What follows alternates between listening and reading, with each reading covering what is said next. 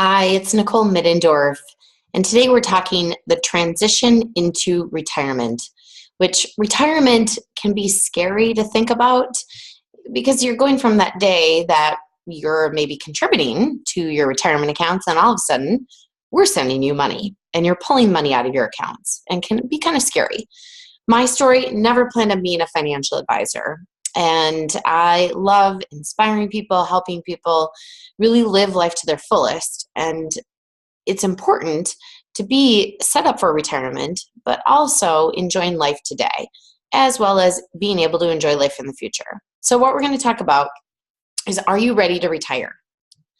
The second thing is how important timing is. If you retire early, what does that do to your Social Security? Or can you retire early and collect Social Security later? Number three, how much annual retirement income will you need? Most financial advisors, we say people need about 70 to 100% of what you're making now. So is that true for you? Or is it a different dollar amount? You also want to look at, do you plan to work in retirement? Because today, retirement is completely different than it was years ago. There's also then the three-legged stool, which is how or where you're going to get your retirement income from. What's super important to not forget is how your dollars are allocated, because when you get into retirement, maybe you shouldn't have as much risk as when you were accumulating money for retirement. We'll also look at making portfolio withdrawals and taking money out, that whole 70 and a half and 59 and a half. We'll look at investment considerations as well as healthcare considerations. So the first big question is, are you ready to retire? So what does retirement mean to you? Maybe it means that when you close your eyes, you're going to think about, doing something completely different and still working. Or maybe it means completely sitting on a beach and doing nothing. Do you see yourself pursuing hobbies, traveling? Have you considered volunteering your time, taking the opportunity to go back to school, starting a new career? It's important that you've given it some consideration and that you have a plan. If you haven't, for example, if you've thought no further than the fact that retirement simply means that you won't have to go to work anymore, you're not ready to retire. You don't want to underestimate the emotional aspect of retirement. Many people define themselves by their profession.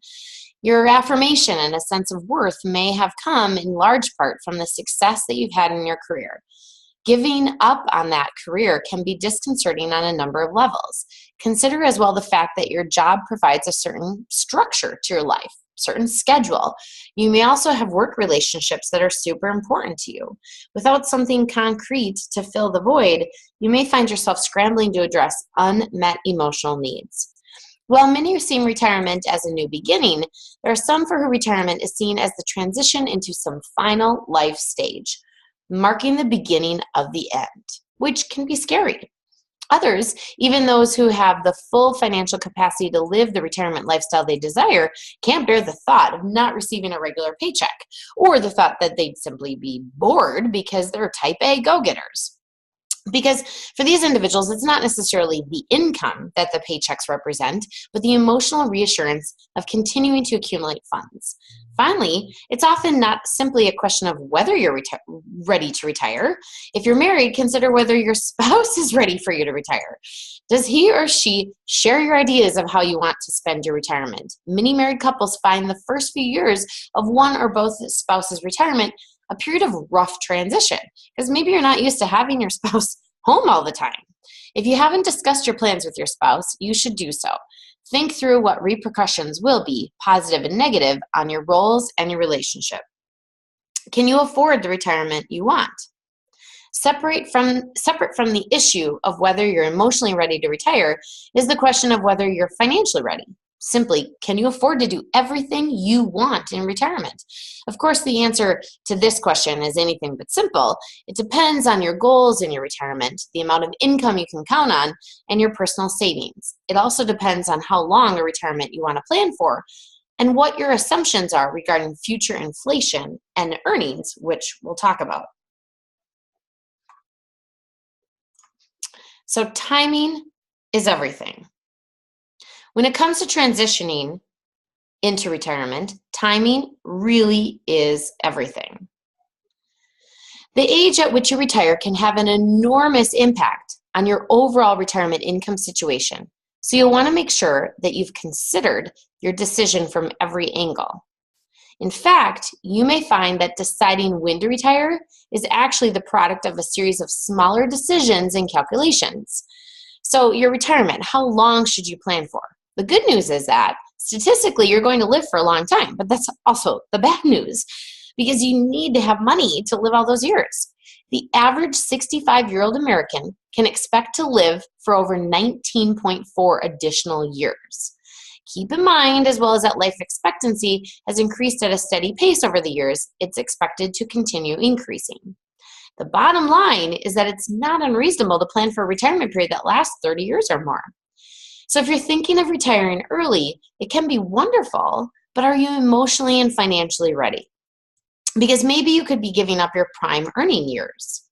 You can begin receiving Social Security as early as age 62. However, your benefit may be as much as 25 to 30% less than if you waited until full retirement age, which is 66 to 67, depending on the year that you were born. If you're covered by an employer pension plan, check to make sure that it won't be negatively affected by your early retirement, because the greatest accrual of benefits generally occurs during your final years of employment. And then if you plan on starting to use your 401k plan, if you take money out before you're 59 and a half of a traditional IRA, you may have to, well, you'll always have to pay state and federal income taxes on the money, but if you're under 59 and a half, you may have an additional 10% penalty. So if you're thinking of postponing retirement, that lets you to continue to add to your retirement savings.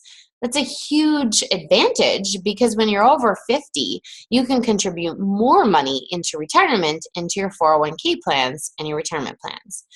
So it gives you additional transition time, possibly longer to collect Social Security benefits. If you do postpone retirement beyond age 70 and a half, you will need to begin taking required minimum distributions from any traditional IRA and your work retirement plan if you're not adding to it. If you don't need those funds. Even if you don't need the funds, you basically are forced to take money out of a traditional IRA and pay taxes. So the key decision points, look at the different ages and the various things that you want to think about at those ages. So because even if your spouse has never worked outside your home or in a job covered by Social Security, he or she may be eligible for spousal benefits. And so if your former spouse is 62 or older and you were married for at least 10 years, your former spouse could be receiving some money. And so you want to look at Social Security and what all of those benefits or possible benefits are, and your family members, as well as what that will mean when you're looking for Social Security. The other thing to remember about is the magic age of 65. That's when you're eligible for Medicare, and you want to contact Medicare 3 months before your 65th birthday, which is super important. So how much annual retirement income will you need? Well, you want to look at how much it's going to cost you to live. Like, are you going to live in the home that you are now? Are you going to sell that house? Are you going to downsize? Are you going to have work-related expenses now that you won't necessarily have later on? What about healthcare? Healthcare is the number one reason that people do not retire early because it's so expensive. Then there's long-term care costs, which is long-term care insurance is extremely expensive because so many people are using it. And the potential costs involved in an extended nursing home can be catastrophic. Then there's entertainment. Generally, we see these entertainment costs go up because you're spending more time with your family, your friends, and entertaining. Your children and your parents, are you responsible financially for your family members? And then gifting. Do you plan on gifting money to your kids or grandkids or to your favorite charity? So inflation, that is that silent killer. It's the risk that the purchasing power of a dollar will decline over time due to the rising costs of goods and services. If inflation runs at its historical long-term average of about 3%, a given sum of money will lose half of its purchasing power in 23 years. So assuming a consistent annual inflation rate of 3% and excluding taxes and investment returns in general, if $50,000 satisfies your retirement income in the first year, you're going to need $51,500 of income in the next year to meet those same income needs. Costs us more each year to live. So in 10 years, you're going to need about $67,196. In other words, all things being equal, inflation means that you'll need more income each year just to keep pace. So do you plan to work in retirement? If you will continue to work, will you have access to affordable health care? That is one of the number one reasons people do not retire early, because they stay working so that they've got that health care through their work. Will working in retirement allow you to delay receiving Social Security retirement benefits? If so, your annual benefit when you start collecting Social Security could be higher. And then if you're going to be receiving Social Security benefits while you're working, you want to be careful with that, because how will your work income affect the amount of Social Security benefits you receive? It could lower it. So you want to be aware of that. So here's the three-legged stool. Traditionally, retirement income has been described as the three-legged stool: Social Security, your pension income, and then individual savings and investments. Well, with fewer and fewer people covered by traditional employer pensions, an analogy really doesn't hold up well today. So you've got a two-legged stool. What I'm finding is a lot of people don't necessarily have that pension plan, but they're accumulating more money in their IRAs or their 401k plans, as well as they're working part-time later on in retirement, or delaying their retirement age. So today, 94% of U.S. workers are covered by Social Security. And the amount of Social Security retirement benefit that you're entitled to is based on the number of years you've been working and the amount that you've earned. The earliest that you can start collecting Social Security is 62, and this shows you the year that you were born and what age is your full retirement age for collecting Social Security. You could start collecting from your IRA and be 62, and if you were born in 1965, your full retirement age is 67, and that's fine. You can start collecting retirement early, but if you start collecting Social Security early, it's going to be less. So ideally, you generally want to wait till the full retirement age. The other piece is the traditional employer pension plan.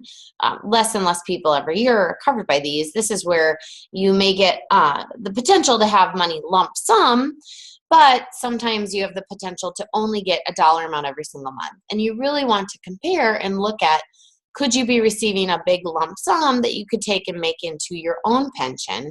And it just depends upon the dollar amount and the retirement plan.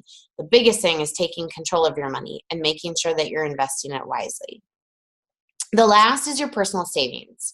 So 401ks, IRAs, 403b plans, 457 plans, and all of these types of accounts have tax advantages. Sometimes then you are investing in just a regular investment account because you've maxed those out. The biggest thing is you want to look at how is your money allocated, the specific investments, the specific products that are available to you, and your withdrawal rate. In general, this quote-unquote safe withdrawal rate is 3%. And so you want to look at how much have you accumulated in savings and what's 3% of that. The order in which you tap various accounts is extremely important. In general, you want to pull from your Roth IRA last. Why? Because anything that you earn in the Roth, you aren't paying a single cent of tax as long as you're taking out in retirement. So in general, you're going to pull from non-retirement accounts first, then you're going to pull from the traditional IRAs or other types of investments, and then generally last the Roth IRA.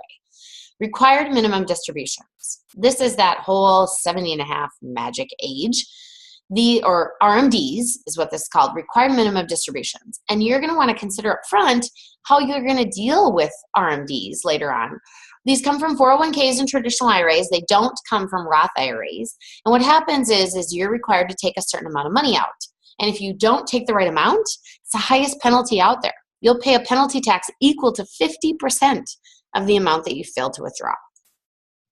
So other sources of retirement, maybe you're going to work part-time. Maybe you're going to sell your house and downsize. Maybe there's permanent life insurance. Well, with all of these things, what if you still don't have enough? If there's no possibility that you're going to be able to afford the retirement you want, your options are limited. Postpone retirement. You'll be able to continue to add your retirement savings. More importantly, delaying retirement postpones the date that you'll need to start withdrawing from your personal savings.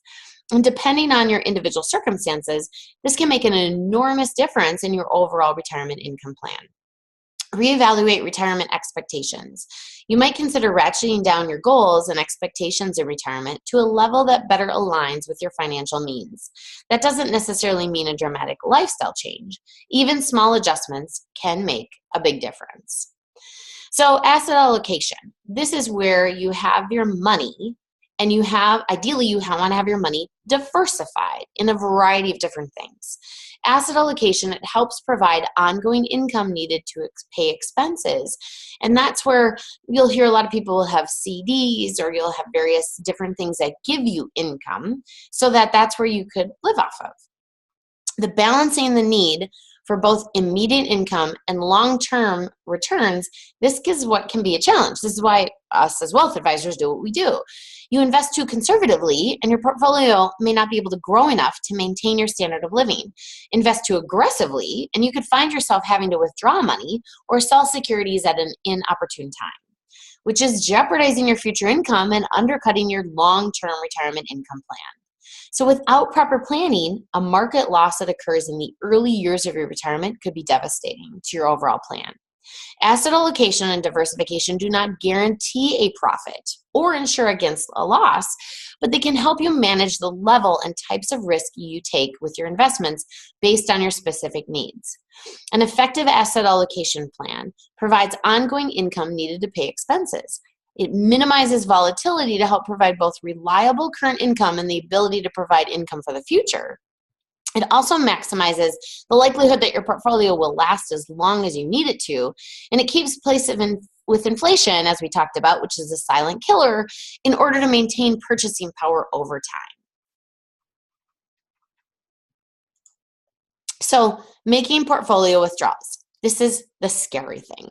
It's when you are saying, hey, Nicole, I need a certain dollar amount on a certain day, and we automatically set it up so that the money automatically shows up in your bank account, versus how before, for years, you were sending us money and putting that into your accounts. It's challenging because if you take out too much too soon, and you might run out of money in your later years. Take out too little, and you might not enjoy your retirement years as much as you could. Your withdrawal rate is especially important in the early years of your retirement. How your portfolio is structured then and how much you take out can have a significant impact on how long your savings will last. So what's the right number? I hate the answer, it depends, but it does. It depends on your overall asset allocation, your projected inflation rate, and how well you do with the market, as well as countless other factors, including the time frame that you want to plan for. For many, though, there's that basic assumption that you want to fall between the 3 to 5% range. But for me, I generally try to err more on the conservative side. I really kind of encourage people to be at that 3%. So to understand why withdrawal rates generally aren't higher, it can be considered and important to think about inflation and really the silent killer and how that can eat away at your portfolio. So the important thing is, do you tap into your tax advantage accounts first or last? You generally will tap into your tax advantage accounts, like your traditional IRAs.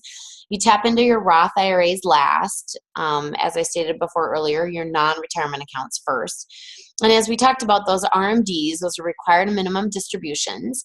And in practice, you're going to take money from your traditional IRA and fulfill your RMD when you're 70 and a half. And what happens is RMDs must begin by April 1st of the year following the year you turn 70 and a half, or if later, the year you retire. Roth IRAs are not subject to the RMD rules. And if you have more than one IRA, this is where it's super important that you need to take those traditional IRAs and ideally consolidate and put them into one IRA, because you want to make sure that you're using both of your IRAs, or however many you have, all together to have a correct RMD calculation. And a calculation is not something you should do. That's where we as wealth advisors can calculate your RMD for you, because it's super important that you do get the correct amount, because if you withdraw less than your RMD, you will pay a penalty tax equal to 50% of the amount. You can always pull out more too than your RMD amount. Let's say your RMD amount is 20 grand. You can pull out 21,000. You just have to pull out that RMD when you're 70 and a half. Investment considerations. So asset allocation, as we talked about, is extremely important.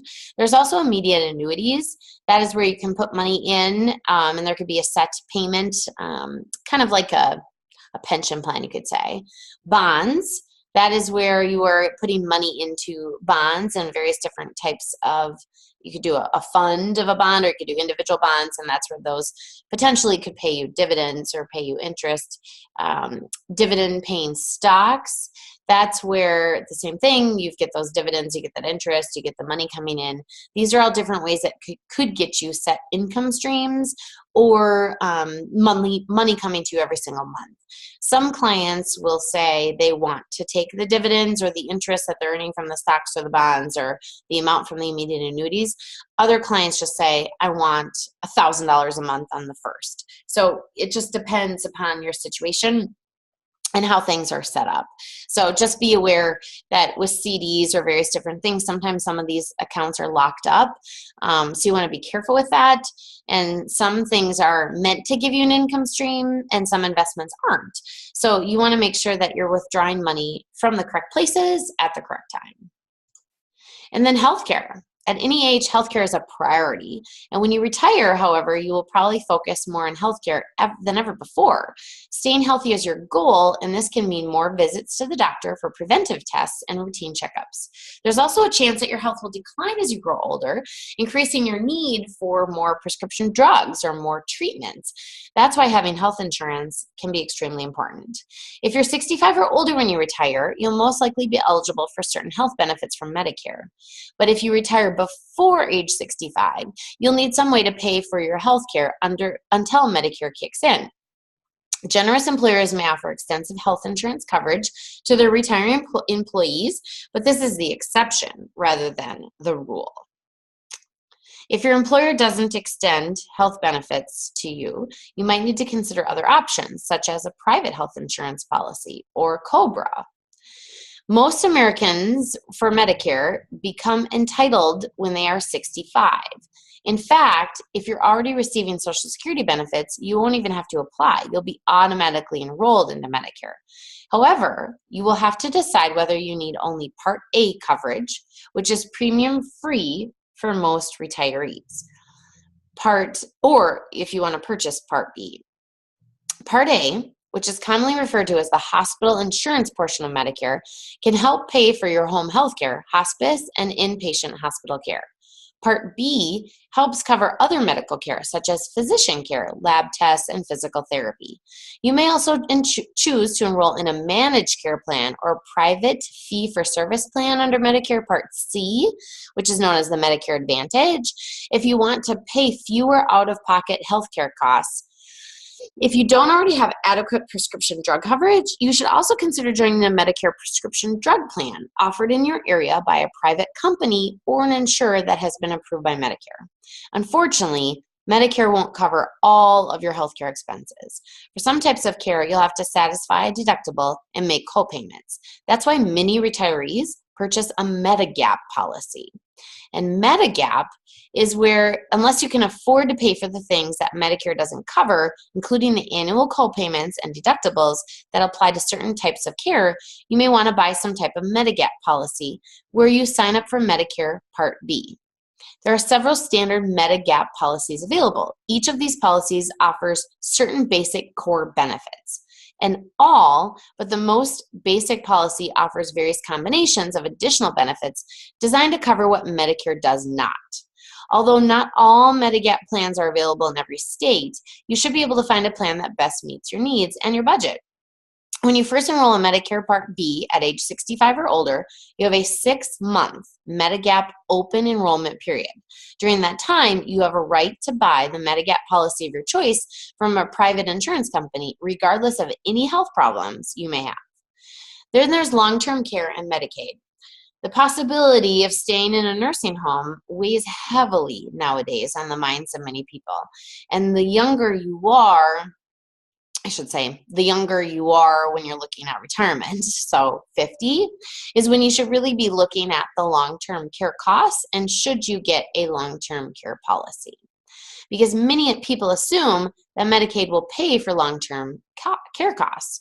You may be able to rely on Medicaid to pay for the long-term care, but your assets and or your income must be low enough to allow you to qualify.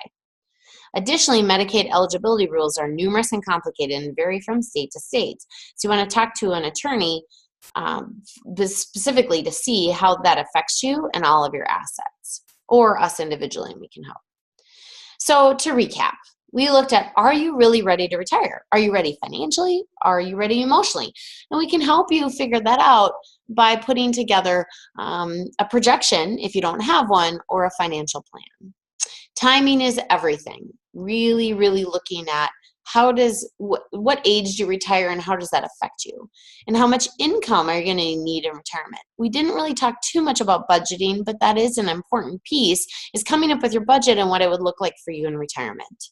Do you plan to work in retirement? And how does that three-legged stool fit you? Do you have a pension plan, or do you have your own retirement? Can you set up your own pension plan? And when are you going to collect Social Security? Or are you going to work part-time? Then asset allocation is the big one. Where do you have your dollars? How are they allocated today? As well as, are you going to make any changes? Making portfolio withdrawals, what accounts are you going to pull from when, the investment considerations, as well as the healthcare considerations. So if you have questions, please email, call us, visit our website. You can set up a free initial consultation. We sure can look at and take an assessment of where you are and give you some of our opinions and thoughts to help you be satisfied and be comfortable so that you are ready to retire.